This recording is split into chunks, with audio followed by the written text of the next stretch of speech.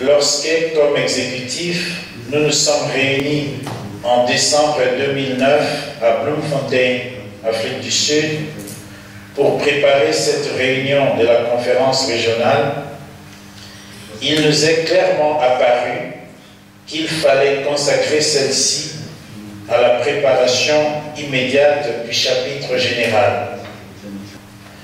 Au cours de cette réunion, nous allons écouter tour à tour le président de la région qui nous présentera un rapport sur l'état actuel de la mission Oblat en Afrique, notre conseiller général qui nous livrera ses impressions sur la vie et la mission Oblat dans la région, le président de la commission précapitulaire qui nous entretiendra sur le travail de la commission précapitulaire. Nous écouterons également le père Chemespe sur la gouvernance et le père Paul Gévendra sur la levée de fonds au niveau de la congrégation. Il faut espérer qu'à l'issue de cette rencontre, tous les délégués africains parleront un même langage au chapitre et se feront porteurs des attentes et des espoirs formulés par l'ensemble de nos unités lors de la phase préparatoire du chapitre général. À cet égard, les enjeux sont nombreux. Nous devons, à partir de maintenant, travailler à faire connaître notre point de vue sur les propositions de changement faites par le comité sur la gouvernance. Nous devons faire entendre nos exigences par rapport au renouvellement de la prochaine administration générale en tenant bien sûr compte du contexte actuel du changement démographique dans la congrégation. Un Africain sur 3 serait de confession musulmane.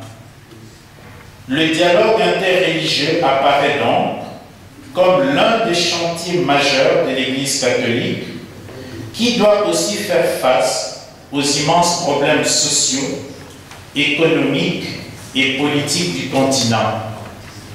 Seulement, à y voir de plus près, rien ne semble être sérieusement envisagé dans le sens d'une pastorale d'ensemble pour préparer les milieux catholiques à mieux résister à la concurrence de sectes.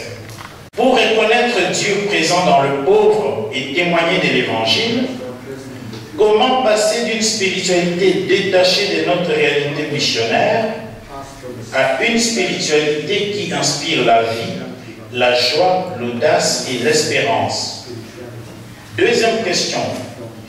Le nombre réduit des formateurs dans certaines maisons de formation exige de la congrégation une politique plus globale concernant la formation et la distribution des formateurs.